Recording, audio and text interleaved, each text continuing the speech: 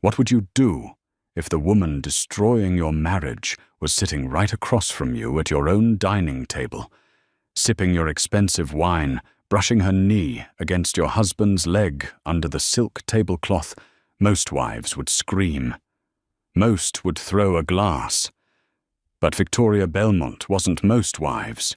She smiled, poured another glass of Cabernet, and waited for the main course to serve a dish of revenge, so cold it would absolutely freeze the entire room. The August evening air in the Hamptons was perfectly still, carrying only the faint rhythmic sound of the Atlantic Ocean and the scent of blooming night jasmine. Inside the Belmont estate, a sprawling, modern colonial masterpiece of glass and whitewashed brick, everything was curated to absolute perfection. Victoria Belmont stood in the center of the formal dining room, her fingers expertly adjusting a centerpiece of white hydrangeas and silver-dusted eucalyptus. At 42, Victoria was a woman composed of sharp angles and devastating grace. Her emerald green silk dress draped flawlessly over a figure maintained by sheer discipline. Tonight was supposed to be a celebration, her 15th wedding anniversary, with Richard Belmont, the charismatic CEO of Apex Logistics. To the outside world, the Belmonts were the undisputed golden couple of New York's elite. They were philanthropic, photogenic, and staggeringly wealthy. But as Victoria traced the rim of a baccarat crystal wine glass, her slate-grey eyes held no warmth. She was a woman standing in the wreckage of her own life, though the walls hadn't officially fallen yet. Footsteps echoed on the oak floorboards. Richard entered, adjusting the cuffs of his tailored navy blazer. He was handsome in that effortless aging wealth kind of way, silver at the temples, a jawline that hadn't softened, and a smile that had closed million-dollar deals, and as Victoria recently learned, unzipped the dresses of women half her age. "Everything looks incredible, Vic," Richard said, stepping behind her. He placed a kiss on the crook of her neck, his hands resting lightly on her waist. A month ago, that touch would have sent a familiar, comforting warmth through her. Tonight, it took every ounce of Victoria's iron willpower not to flinch. She simply tilted her head, offering a cool, practiced smile. "Only the best for tonight, Richard," she murmured, her voice smooth as glass. "It's a milestone, after all. 15 years. We should ensure it's a night no one ever forgets." "It will be," he agreed, completely oblivious to the double meaning laced into her words. "Charles just texted. He's pulling up to the gates now. He said he's bringing a date, a new girl he's been seeing for a few weeks." Victoria's pulse gave a solitary, hard thud. A new girl. Charles Davenport was Richard's chief operating officer and closest confidant. He was also freshly divorced and notoriously desperate to prove he still had his youth. When Victoria had designed the guest list for this intimate dinner party of 8, just their closest inner circle, she had told Charles he was welcome to bring a +1. She hadn't anticipated the identity of the +1, but as the doorbell rang and the sweeping oak doors were opened by the housekeeper, Victoria felt the universe hand her a loaded gun. Charles walked into the grand foyer, beaming with the pride of a man punching well above his weight class, and clinging to his arm looking like a modern-day siren in a backless, champagne-colored gown, was Cassandra Hale. Cassandra, 28 years old, an independent art consultant, and for the last 8 months, Richard Belmont's mistress. Victoria didn't need to guess who she was. She had memorized every line of Cassandra's face from the high-resolution photographs sitting in a manila folder in a safety deposit box in Manhattan. She knew the exact shade of her highlighted blonde hair. She knew her favorite perfume, Tom Ford's Black Orchid, which was currently wafting into the hallway. But the real masterpiece of the moment wasn't Cassandra's arrival. It was Richard's reaction. Victoria stood perfectly still, watching her husband from her peripheral vision. Richard's charming smile froze. The colour drained from his face so fast he looked as though he were about to faint. His jaw tightened, a microscopic spasm of pure, unadulterated panic. Cassandra had gone completely rogue. Richard clearly had no idea she was using Charles to infiltrate his home. Cassandra's eyes met Richard's for a fraction of a second, a fiery, defiant gaze of a woman tired of being a secret.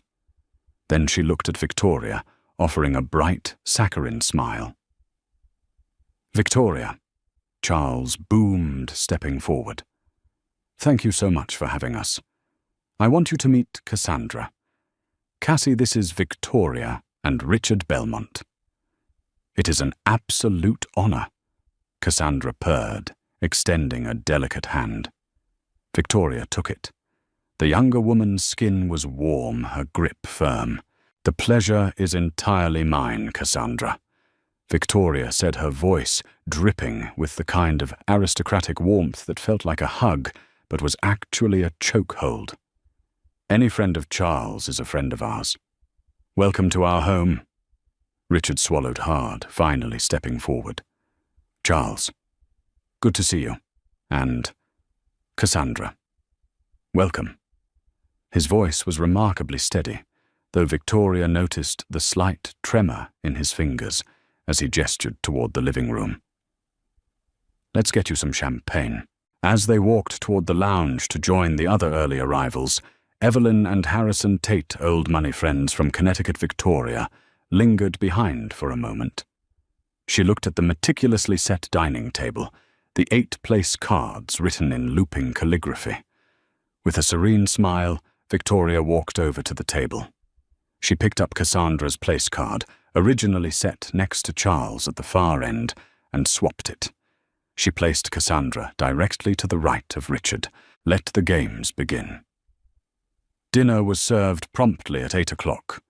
The dining room was bathed in the warm, flickering glow of taper candles, casting dancing shadows against the imported silk wallpaper.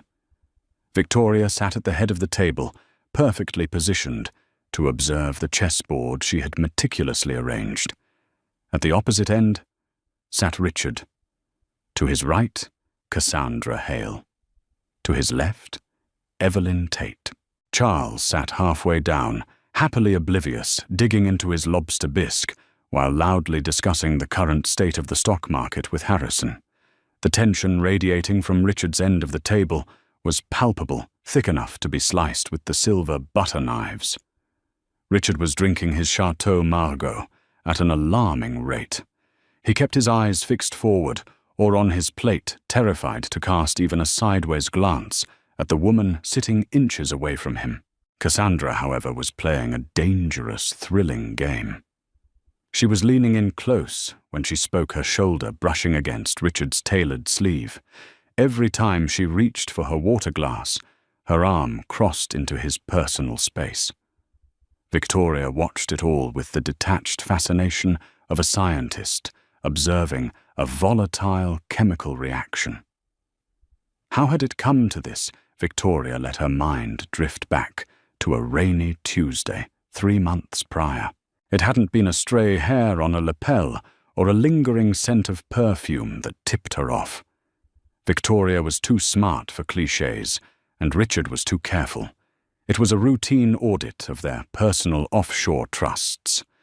Victoria had always been the unseen financial architect behind Apex Logistics. While Richard was the charming face of the brand, Victoria was the ruthless strategist. While reviewing a quarterly statement from their Cayman accounts, she noticed a discrepancy, a recurring obscure consulting fee paid to an LLC named Aura Arts. It took Victoria's private investigator, a former FBI operative named Thomas Wright, exactly 48 hours to peel back the layers. Aura Arts was a shell company. Its sole beneficiary was Cassandra Hale. The funds were paying for a spectacular penthouse condo in Tribeca. From there, the dominoes fell rapidly. The burner phones, the business trips to London that were actually romantic getaways to St. Bart's, the sickeningly poetic text messages Thomas had intercepted. Richard hadn't just been sleeping with Cassandra. He had been funding her entire life with money Victoria had helped him earn. He had bought her loyalty with their shared wealth. "This bisque is absolutely divine, Victoria." Cassandra's voice suddenly cut through Victoria's reverie, pulling her back to the candle-lit room. Victoria blinked, fixing her gaze on the younger woman. "Thank you, Cassandra. It's a specialty of our chef. He uses a dash of cognac to cut the richness. Tell me, how did you and Charles meet?" Charles puffed his chest out slightly. "Actually, we met at a gallery opening in Soho. Cassie here has a brilliant eye for contemporary art. I was looking for a piece for my new bachelor pad, and she guided me toward a fantastic abstract canvas." "Is that so?" Victoria rested her chin on her steepled fingers. "An art consultant. How fascinating. You must spend a lot of time traveling to curate your collections. Paris, London, St. Bart's, perhaps." At the mention of St. Bart's, Richard choked on his wine. He quickly grabbed a linen napkin, coughing into it, his face turning a deep shade of crimson. "Are you all right, darling?" Victoria asked, her voice laced with mock concern. "Fine." Richard wheezed, his eyes wide, and panicked. "Swallowed wrong." Cassandra's smile faltered for a fraction of a second, but she recovered smoothly. "I do travel quite a bit, yes. Though I find the most beautiful things are often hidden right in front of us in New York." She cast a daring, lingering look at Richard. She really is bold, Victoria thought. Bold but foolish. "I couldn't agree more," Victoria said smoothly. "In fact, I've always believed that people's true tastes are revealed not by what they display, but by what they keep hidden." Evelyn Tate, completely blind to the psychological warfare happening across the table, chimed in. "Oh, Victoria, speaking of beautiful things, I meant to ask about your anniversary gift. 15 years is the crystal anniversary, isn't it? Or is it watches?" "Crystal," Victoria confirmed, though Richard has always been a fan of more unconventional gifts. "Haven't you, Richard?" Richard was sweating now. A thin sheen of perspiration glistened on his forehead. "Victoria and I have everything we need." He managed to say, his voice tight. "The best gift is just being here. Together." "How romantic," Cassandra murmured, though her tone held a sharp, bitter edge. She reached for her wine, and as she did, the neckline of her dress shifted, revealing a stunning sapphire pendant resting against her collarbone. Victoria's eyes locked onto the gem. She knew that necklace. Thomas the investigator had provided a copy of the receipt. Richard had purchased it at Van Cleef & Arpels on 5th Avenue exactly 2 weeks ago. The price tag was a cool $90,000. "That is a breathtaking pendant, Cassandra," Victoria said softly, causing the entire table to quiet down. Cassandra touched the sapphire, a triumphant gleam in her eye. She thought she was winning. She thought she was establishing dominance in Victoria's own home. "Thank you, Victoria. It was a gift from someone very special." "He must be." Victoria smiled. "The cut is exquisite. Pear-shaped, surrounded by a halo of brilliant cut diamonds. It looks remarkably similar to a piece from the Van Cleef vintage collection. A man with taste like that is rare. He must be a very successful businessman." Charles chuckled, oblivious. "I can't take credit for that one, unfortunately. Cassie had it before we met." "Well," Victoria raised her glass, her eyes locking with Richard's terrified gaze. "To generous businessmen, may they always get exactly what they pay for." The clinking of glasses sounded like funeral bells in Richard's ears. Under the table, Victoria knew exactly what was happening. Cassandra was likely pressing her leg against Richard's, punishing him for his cowardice, reveling in the danger.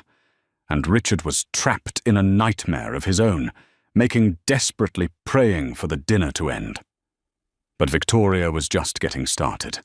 The main course arrived, a flawless duck confit with a cherry port reduction and truffled asparagus. The culinary perfection was entirely wasted on Richard, who was pushing his food around his plate as if it were laced with arsenic. The conversation had naturally shifted to business. Harrison and Charles were debating the ethics of corporate acquisitions, a topic Richard usually dominated. Tonight, however, the charismatic CEO was essentially mute. "It all comes down to loyalty, doesn't it?" Harrison was saying, gesturing with his fork.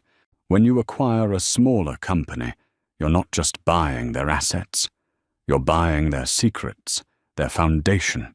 If the foundation is rotten, the whole structure eventually collapses." "I couldn't agree more, Harrison," Victoria chimed in smoothly. She gracefully cut a piece of duck, brought it to her mouth, and chewed thoughtfully. "Loyalty is the absolute bedrock. Without it, you just have a series of expensive betrayals." She let the word hang in the air.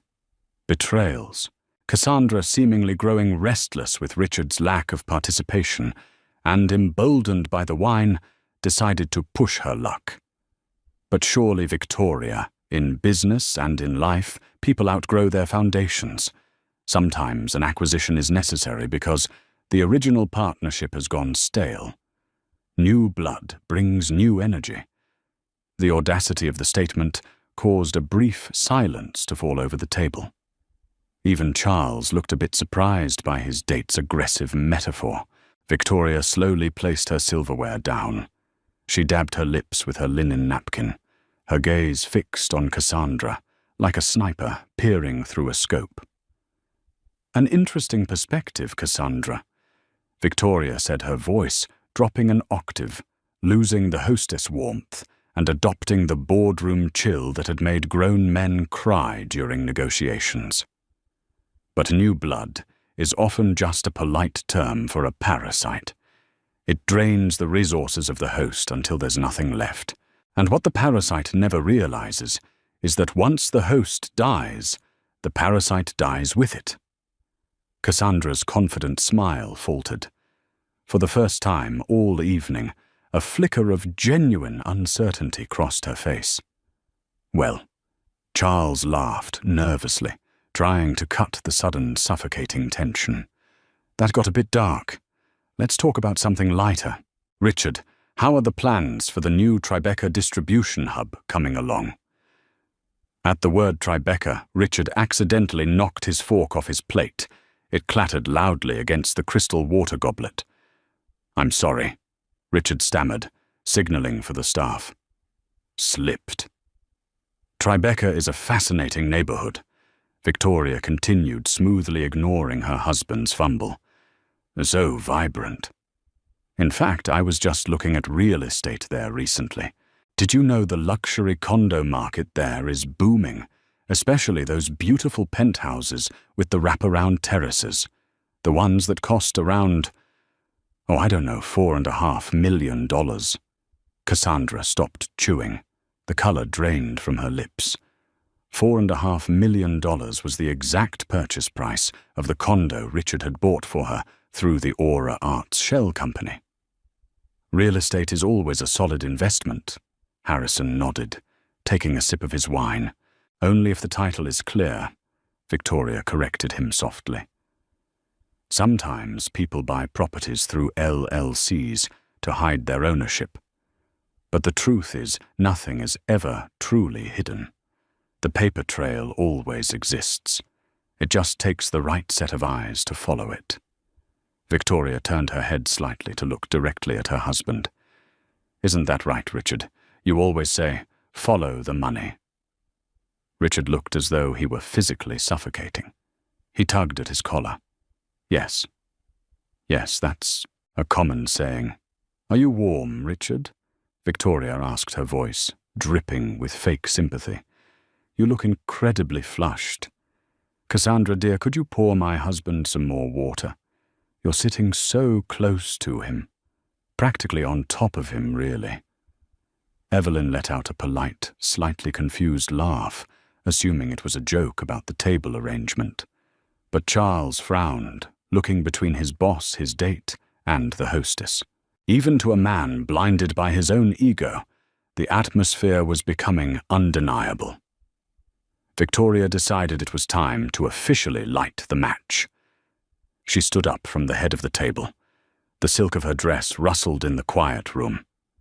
She picked up her wine glass and tapped it lightly with her knife. Clink, clink, clink. "If I may have everyone's attention," Victoria announced. The room fell dead silent. "Tonight is a very special night. 15 years of marriage. In today's world, that is quite an achievement. It requires dedication, sacrifice, and above all, honesty." Richard closed his eyes. He knew it was coming. He didn't know how or what exactly she knew, but the executioner's axe was hovering over his neck. "Richard and I have built an empire together." Victoria continued pacing slowly behind her chair. "Apex Logistics wouldn't exist without our partnership. We've shared every triumph, every failure, and every secret." She stopped pacing and looked at her guests. "Traditionally, the host receives gifts. But tonight, I wanted to give something back to all of you. To thank you for playing your parts in our lives." Victoria signaled to the head housekeeper, Maria, who had been waiting silently in the shadows of the hallway. Maria stepped forward, carrying a silver tray. On the tray rested 4 small, exquisitely crafted wooden boxes, each inlaid with mother-of-pearl. "I had these custom-made," Victoria explained, as Maria walked around the table, placing 1 box in front of Charles, 1 in front of Evelyn and Harrison, 1 in front of Cassandra, and the final one in front of Richard. "Please." Victoria smiled, a terrifying, predatory curve of her lips. "Open them." Charles opened his first.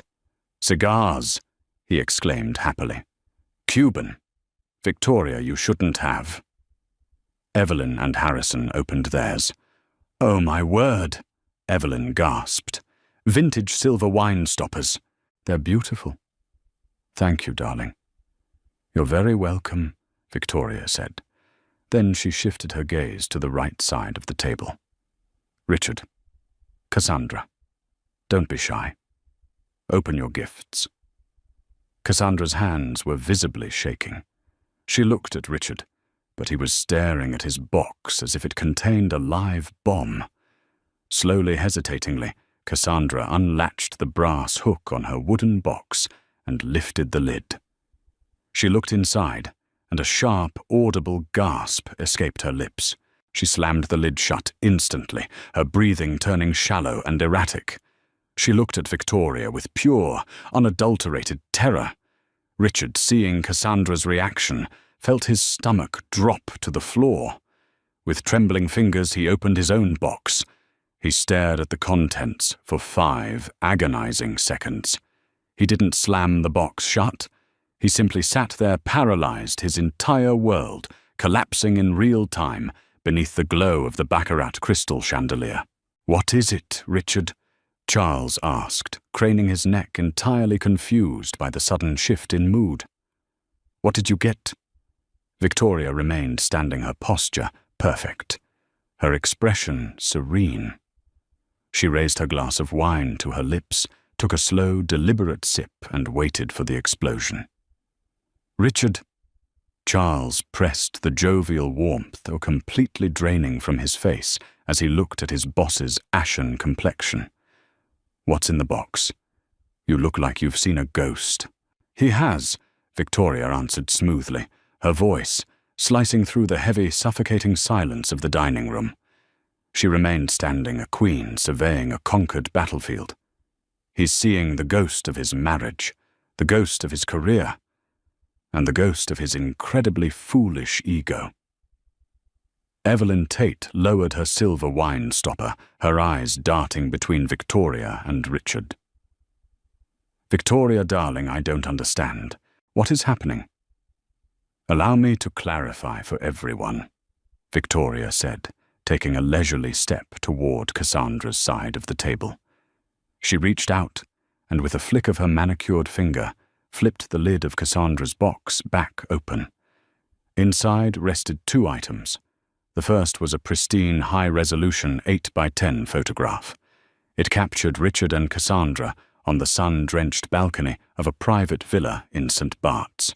Richard's hands were wrapped intimately around Cassandra's waist, his face buried in her neck. Charles leaned over to look. The moment his eyes registered the image, all the air seemed to vanish from the room. A dark, dangerous shade of purple began to creep up his neck. He stared at the photograph, then slowly turned his head to look at the woman sitting beside him, the woman he had proudly brought into this home as his date, Cassie. Charles whispered, his voice thick with a mixture of profound humiliation and rising rage. Are you sleeping with Richard?" Cassandra shrank back into her chair. The bravado she had displayed moments earlier had evaporated completely, replaced by the cornered panic of a trapped animal. "Charles, it's not what it looks like. I can explain. It's exactly what it looks like, Charles." Victoria interjected her tone, almost gentle now, the sympathetic edge of a surgeon about to make a necessary amputation. "For the past 8 months, Richard has been funding an opulent double life with Miss Hale here. She didn't meet you at a Soho gallery by accident. She targeted you. When Richard tried to cut back their time together, because I was growing suspicious, she used you as a Trojan horse to walk right through my front door. You used me." Charles demanded, his voice rising to a shout that rattled the crystal on the table. He slammed his fist down, causing Evelyn to jump. "You used me to get to him right in front of his wife." Cassandra's eyes welled with tears, a practiced manipulative weapon she undoubtedly used to her advantage. She reached for Richard's arm. "Richard, please, tell them. Tell her we love each other." Richard yanked his arm away, as if her skin were made of burning coals. "Don't touch me," he hissed, his voice trembling. He finally looked up at his wife, his eyes wide with desperate pleading. "Victoria. Vic, please. Let's talk about this in private. Not here, not in front of them." "Private?" Victoria laughed, a sharp, crystalline sound, entirely devoid of humor. "You gave up the right to privacy the moment you bought her a $4 million penthouse with Apex Logistics funds. Which brings me to the second item in Cassandra's box." Victoria reached into the small wooden chest and pulled out a heavy silver key. She dropped it directly into Cassandra's water goblet. It hit the bottom with a dull clink, sending ripples through the crystal glass. "That is the key to the Tribeca penthouse." Victoria stated, her eyes locking onto Cassandra's tear-streaked face. "As of 2 o'clock this afternoon, the locks have been changed. You see, Cassandra, when Richard bought that property through his little shell company Aura Arts, he used funds that were legally tied to a joint trust, a trust I control. My attorneys filed an emergency injunction yesterday morning proving the assets were embezzled. The property has been seized." Cassandra's jaw dropped. The carefully constructed facade of the sophisticated art consultant shattered entirely, revealing the panicked opportunist underneath. "You can't do that. That's my home. All my things are in there. Your personal belongings, the designer clothes Richard bought you, the luxury handbags, and the very cheap drugstore makeup you prefer have been meticulously packed by a bonded moving company," Victoria replied, without missing a beat. "They are currently sitting in a storage unit in Queens. The rental fee is paid for exactly 30 days. I suggest you find a U-Haul." "You bitch!" Cassandra spat, her veneer of politeness vanishing as pure venom took over. She stood up her chair, scraping violently against the oak floorboards. "You think you're so perfect. He doesn't even love you. He told me you were cold. He said you were a robot in the bedroom and a tyrant in the office. He was going to leave you for me." A heavy, horrific silence blanketed the dining room. Harrison Tate sat frozen, a piece of asparagus, suspended halfway to his mouth. Evelyn was clutching her pearl necklace as if it might fly away. Victoria didn't flinch. She didn't blink. She simply smiled, a slow, terrifying smile that made Cassandra subconsciously take a step back. "Did he?" Victoria asked softly. She turned her gaze to Richard, who was now sweating profusely, his hands trembling violently. "Is that what you told her, Richard? That you were going to leave me?" "No." Richard gasped, his voice cracking. "Vic, I swear to God, no. It was just talk. It meant nothing. She meant nothing. It was a midlife crisis. A stupid, colossal mistake." Cassandra whipped her head toward Richard, utterly betrayed. "A mistake. You told me I was your soulmate. You bought me a sapphire. I bought you off to keep you quiet." Richard screamed back at her, his composure entirely destroyed. He looked pathetic, a powerful CEO reduced to a sniveling, cornered rat in a bespoke suit. "You wouldn't leave me alone. You threatened to tell Charles, to tell the board." "Enough," Victoria commanded. The single word cracked like a whip, silencing them both instantly. She walked slowly back to her seat at the head of the table. "This bickering is incredibly vulgar. We are eating perfectly good duck confit, and I will not have it ruined by the whining of a mistress and the cowardice of a cheating husband." Victoria sat down, smoothing the napkin over her lap. "Now, Richard, I believe it is time you look at the second item in your box." Richard stared at his wooden box. Beside the printed receipt for the Van Cleef and Arpels sapphire necklace lay a sleek black USB drive and a single sheet of heavy watermarked paper folded into thirds. With hands shaking so badly he could barely grip the paper, Richard unfolded it. His eyes scanned the document. His breathing stopped. The room watched as the last remaining ounces of blood drained from his face, leaving him looking like a polished corpse. "What is it, Richard?" Harrison asked, leaning forward, his business instincts overriding the shock of the social scandal. "Is it a divorce filing?"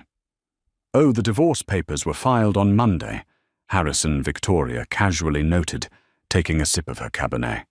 "An airtight execution of our prenuptial agreement. Due to the infidelity clause which I have documented with an agonizing amount of evidence, Richard leaves this marriage with precisely what he brought into it 15 years ago, a moderately successful middle management resume, and a very nice collection of ties." Richard couldn't speak. He was staring at the paper in his hands as if it were entirely written in a language he couldn't comprehend. "The document Richard is holding," Victoria explained to the table, "is a letter of resignation, effective immediately. He is stepping down as CEO of Apex Logistics, citing severe sudden health issues." "You can't do this," Richard choked out, his voice barely a whisper. He looked up at Victoria, his eyes bloodshot and wide with terror. "Apex is my company. I built it. The board will never accept this. They love me." "They love the profits, Richard," Victoria corrected him icily. "Profits that I engineered. Which brings us to the black USB drive in your box." Victoria leaned forward, resting her elbows on the table, steepling her fingers. The time for aristocratic pleasantries was over. This was the boardroom execution she had meticulously planned. "You thought you were just having a cliché affair, didn't you?" Victoria asked softly. "You thought you were just a powerful man, indulging in a beautiful younger woman. You thought your only crime was breaking your marriage vows." Richard swallowed hard, a drop of sweat rolling down his temple. "What are you talking about?" Victoria shifted her gaze to Cassandra, who was still standing defensively by the table. "Tell them, Cassandra. Or should I call you by your legal name, Cassandra Pierce?" The name dropped into the room like an anvil. Charles gasped. Harrison dropped his fork completely. "Pierce!" Charles repeated, his eyes darting between Victoria and the Mistress. As in, Dominic Pierce, the CEO of Horizon Freight. Horizon Freight was Apex Logistics' fiercest, most ruthless competitor. For the past 3 years, the two titans had been locked in a brutal price war, battling for international shipping contracts. Got it in one. Charles Victoria nodded her eyes, never leaving Cassandra's terrified face. Cassandra is Dominic Pierce's niece, a lovely, bright girl who was struggling to pay her rent in Brooklyn until her uncle offered her a very lucrative job, corporate espionage. "That's a lie!" Cassandra shrieked, though her panicked eyes darted toward the exits. "You're making this up." "Am I?" Victoria pressed a button on a small remote hidden beneath the table. The massive flat-screen television mounted on the far wall of the dining room, usually reserved for displaying digital art, clicked on. The screen displayed a series of security camera stills. They showed Cassandra inside the St. Bart's villa, sitting alone at the kitchen island, while Richard was presumably sleeping. In front of her was Richard's encrypted work laptop. In her hand was a small silver flash drive. "While you were sleeping off your champagne hangovers, Richard," Victoria said, her voice laced with lethal disgust, "your soulmate was downloading our proprietary routing algorithms. She stole our vendor pricing sheets. She took the bidding strategies for the upcoming Department of Defense contract, a contract we lost to Horizon Freight just 3 weeks ago. A loss of $400 million. Richard slumped back in his chair. He looked physically destroyed, as if someone had just hollowed out his chest with a shovel. He looked at Cassandra, his expression shifting from anger to complete, shattered devastation. "You," Richard breathed. "You were stealing from me every time we were together." Cassandra backed away from the table, her hands raised defensively. "He promised me a percentage," she stammered, abandoning the denial as the photographic evidence glared from the wall. "He said if I got the algorithms, he would set me up with my own gallery. I didn't want to hurt you, Richard. It was just business." "Just business," Victoria echoed, shaking her head. "And what bad business it was. You see, Cassandra, the USB drive in Richard's box contains the complete forensic audit of his laptop. It proves his negligence. It proves his unauthorized transfer of company funds to your shell company. But more importantly, it contains the IP logs of every document you stole." Victoria stood up, smoothing the front of her emerald dress. She looked absolutely radiant, fueled by the cold, pure energy of absolute victory. "At 6 o'clock this evening, while you were doing your makeup for this dinner party, Cassandra Victoria announced, 'My attorneys delivered that exact forensic report to the FBI field office in Manhattan alongside a formal complaint of corporate espionage against Dominic Pierce and Horizon Freight.'" Cassandra let out a choked sob, clapping a hand over her mouth. "By tomorrow morning," Victoria continued, her voice echoing in the silent room, "Horizon Freight's headquarters will be raided by federal agents. Dominic Pierce will likely be arrested, and you, my dear, will be facing a minimum of 10 years in federal prison for conspiracy and theft of trade secrets." Cassandra didn't wait for another word. She spun on her heels, the champagne-colored gown whipping around her legs, and bolted out of the dining room. They heard her frantic footsteps slapping against the marble floor of the foyer, followed by the heavy slam of the oak front door. Charles sat perfectly still, staring blankly at the empty chair beside him. "My God," he whispered, "I brought a federal spy into the company." "You were manipulated, Charles," Victoria said gently, placing a hand on his shoulder. "You were a pawn." "But Richard," she turned back to her husband. Richard was weeping openly now, his face buried in his hands. The silver fox, the titan of industry, utterly broken. You handed them the keys to the kingdom because you couldn't keep your pants zipped, Victoria said, her voice devoid of any pity. If you refuse to sign that resignation letter tonight, the board will receive the full file tomorrow. You will be fired for cause, sued for breach of fiduciary duty, and potentially indicted alongside her. Sign the paper-claim health issues and walk away with whatever shreds of dignity you have left. Richard slowly lowered his hands. He looked at the resignation letter. He reached into his breast pocket, pulled out his Mont Blanc pen, an anniversary gift from Victoria, 10 years prior, and with a violently shaking hand, he signed his name on the dotted line. Victoria stepped forward and smoothly pulled the paper from beneath his fingers. "Dinner is concluded," Victoria announced, turning to her horrified guests. "Evelyn Harrison, Charles. I apologize for the theatrics, but some tumors must be removed aggressively. Maria will show you out."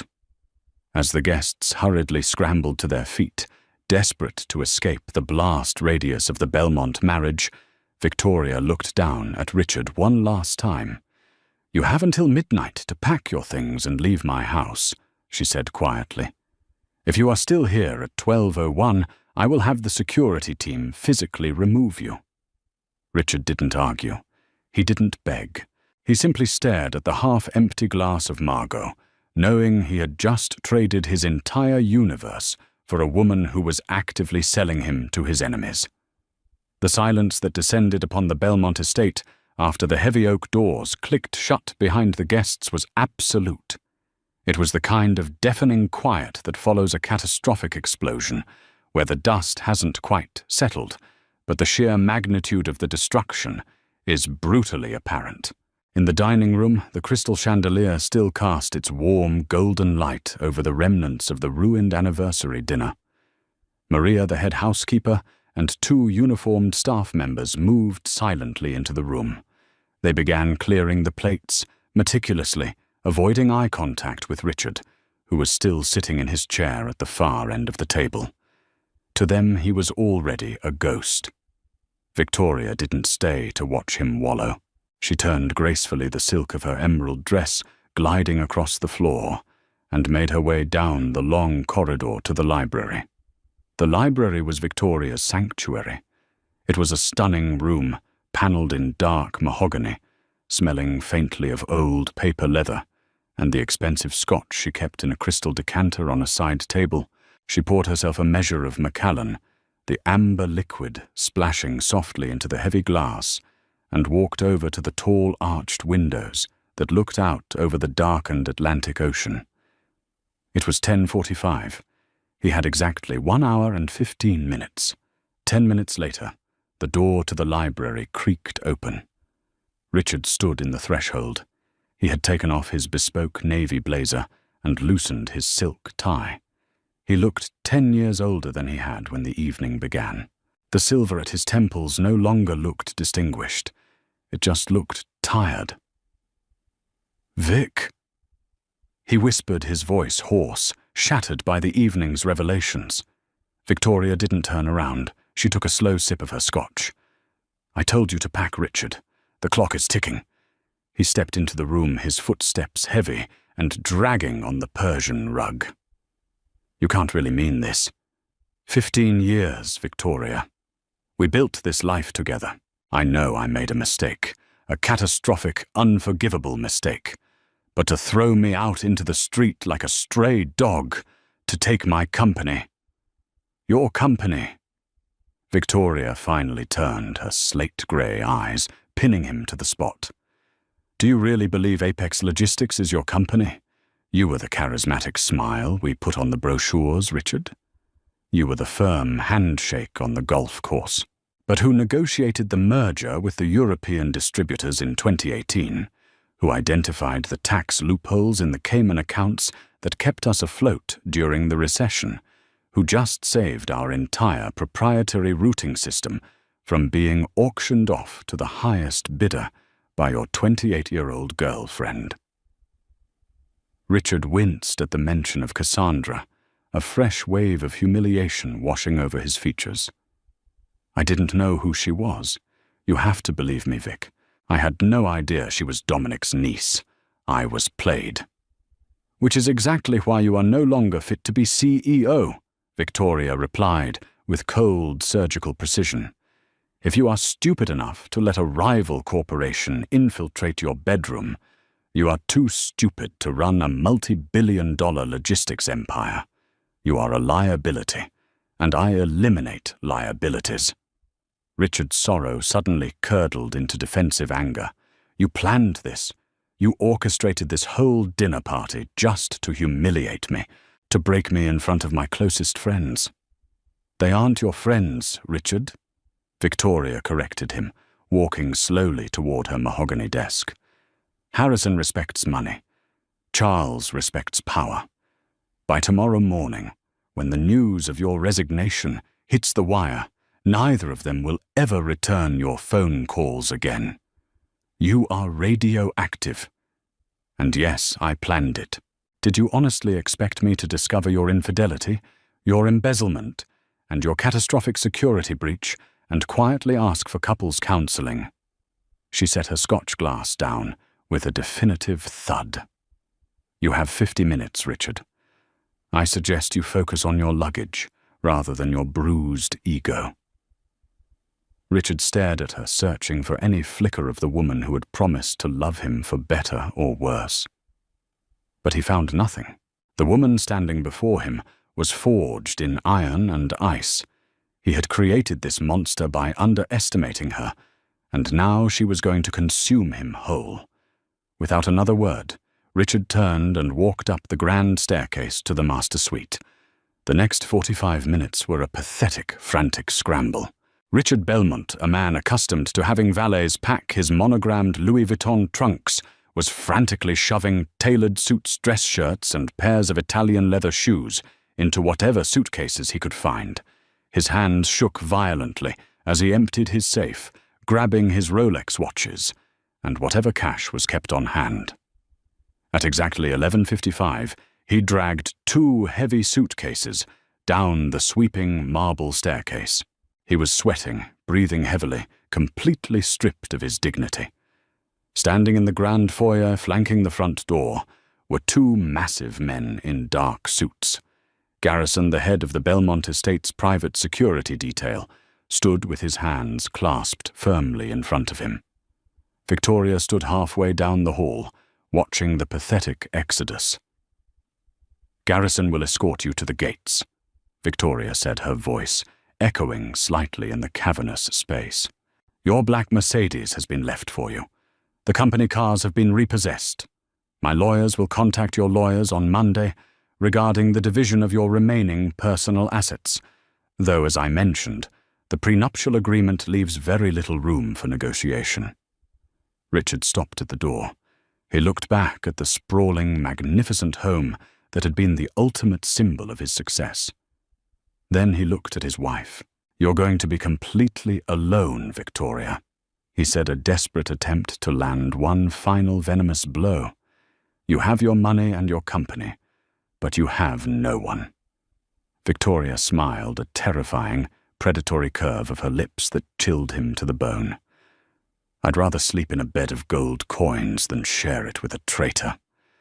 Goodbye, Richard. Don't slip on the marble on your way out. Garrison opened the heavy oak doors. The cool, salty night air rushed into the foyer.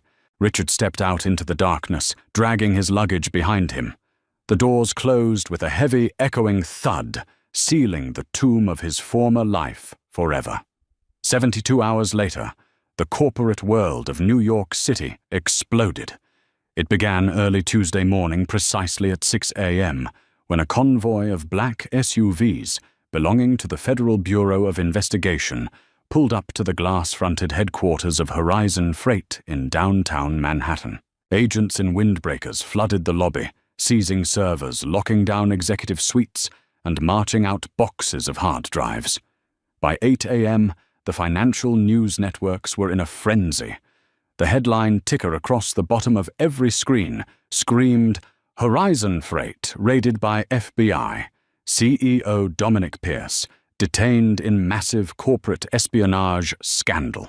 At 9 a.m., an emergency meeting of the Apex Logistics Board of Directors was convened in the penthouse boardroom of their Manhattan skyscraper. The room was a panicked hive of elderly, wealthy men in charcoal suits. They were terrified. Their CEO had abruptly resigned for health reasons over the weekend, and now their biggest rival was being raided by federal agents. The air was thick with confusion and anxiety. The heavy glass doors of the boardroom swung open. Victoria Belmont walked in. She wore a perfectly tailored charcoal grey Tom Ford suit, a crisp white silk blouse, and a single string of flawless South Sea pearls. She carried a leather portfolio, and she walked with the absolute, unquestionable authority of an apex predator, claiming her territory. The murmurs in the room died instantly. "Gentlemen," Victoria said, her voice clear and commanding. She did not walk to the side of the table reserved for guests. She walked directly to the massive leather chair at the head of the table, the seat Richard had occupied for a decade. She sat down. Victoria first all. Arthur, the chairman of the board, stammered, adjusting his glasses. "What is the meaning of this? Where is Richard? What in God's name is happening with Horizon Freight?" Victoria opened her portfolio and seamlessly slid copies of a thick, bound document across the polished mahogany table. "Richard is currently residing in a short-term rental in New Jersey," Arthur, nursing a severe lack of judgment, Victoria announced, leaning back in the chair. "As for Horizon Freight, what you are seeing on the news this morning is the direct result of my actions." She let the board members quickly scan the executive summary of the documents she had provided. Gasps and muttered curses began to ripple through the room as they read the details: the honey trap, the stolen algorithms, the embezzled funds. For the past 8 months, Victoria continued smoothly cutting through their shock. Horizon Freight orchestrated a sophisticated espionage operation against us, utilizing Dominic Pierce's niece to compromise Richard's personal devices. They successfully stole our bidding strategies, which resulted in the loss of the Department of Defense contract last month. "Good Lord," one of the board members whispered, turning pale. "We're ruined. Our proprietary data is out there." "We are far from ruined," Victoria snapped, her voice cracking like a whip, forcing the room to look at her. "As soon as I discovered the breach, I hired private forensic investigators. I compiled the evidence, secured our internal servers, and handed Dominic Pierce to the FBI on a silver platter. Horizon Freight stock is currently plummeting. By the end of the week, they will be facing federal indictments and multi-billion-dollar civil suits. We will absorb their market share before the quarter is over." She paused, letting the magnitude of her victory sink into their minds. They weren't looking at the grieving wife of a disgraced CEO. They were looking at their savior. "Richard was a fool who nearly cost us this company," Victoria concluded. "He has resigned, and he has signed over his voting shares to me as part of our divorce settlement. I am stepping in as interim CEO, effective immediately. Though once you see the quarterly projections I've prepared in that folder, I expect the interim title to be dropped by Friday." The boardroom was dead silent. Then slowly Arthur nodded. "You have the floor, Victoria. Show us the projections." Victoria had won. The king was dead, and the queen had formally taken the throne. Later that afternoon, as Victoria sat in her new sprawling corner office overlooking the Hudson River, her private cell phone buzzed on the glass desk. She glanced at the caller ID. It was an unknown number. She pressed the speaker button. "Hello, Victoria." The voice was ragged, weak, and choked with tears. It was Cassandra. Victoria didn't smile.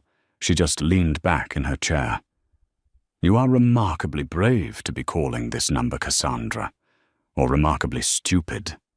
I assume the FBI has already confiscated your passport. They took everything. Cassandra sobbed, the sophisticated facade completely obliterated. They raided my apartment this morning. They took my phone, my laptop, my bank accounts are frozen. My uncle is blaming the whole thing on me. He told the feds I went rogue. They're talking about a 15-year sentence, Victoria. Please. I know you hate me, but I was just following orders. If you just tell the lawyers to show some leniency on the civil suit, I can afford a defense attorney. Victoria listened to the desperate, pathetic pleading. She thought about the dinner party, about the arrogant way Cassandra had brushed her knee against Richard's leg, about the Van Cleef sapphire she wore like a trophy. Cassandra, Victoria said softly, her voice devoid of any human empathy. Do you remember what I told you at dinner about the parasite and the host? Cassandra sniffled loudly. Yes. The host is Apex Logistics, and we have successfully eradicated the infection, Victoria stated cleanly. You made a conscious decision to walk into my home, drink my wine, and smile in my face while you tried to dismantle my life. You thought you were a player in this game, but you were barely a pawn. I don't negotiate with pawns. Enjoy federal prison. Victoria reached forward and pressed the red button, cutting the line dead. She permanently blocked the number. She stood up from her desk and walked over to the floor-to-ceiling windows. The city of New York stretched out below her, a sprawling grid of millions of people, millions of secrets, and millions of ambitions. Somewhere down there, Richard was sitting in a cheap furnished apartment, his reputation in ashes, his wealth locked behind ironclad prenuptial clauses. He had become a cautionary tale whispered in the dark corners of Wall Street, the man who traded a kingdom for a fleeting moment of stolen pleasure. And somewhere else, Cassandra Pierce was sitting in an interrogation room, realizing that her youth and beauty were entirely useless currencies when faced with the crushing weight of the federal government. Victoria Belmont took a deep breath, the air conditioning of the executive suite cooling her skin. She had been betrayed, humiliated, and targeted. But she had not broken. She had taken the knife they plunged into her back, sharpened it, and cut their throats with it. She turned back to her desk, picked up her gold pen, and began to sign the acquisition papers that would effectively dismantle Horizon Freight piece by piece. The golden couple was dead. The queen of Apex Logistics had arrived. If Victoria's ultimate cold-blooded revenge had you glued to your seat, you are not going to want to miss the stories we have coming next. Betrayal, wealth, and ruthless payback are just the beginning. Did Richard get exactly what he deserved, or was Victoria's boardroom guillotine too brutal? Drop a comment below, and let us know whose side you're on. If you loved this story, please hit that like button, share this video with someone who loves a good karma story, and absolutely smash that subscribe button so you never miss another dose of high-stakes drama.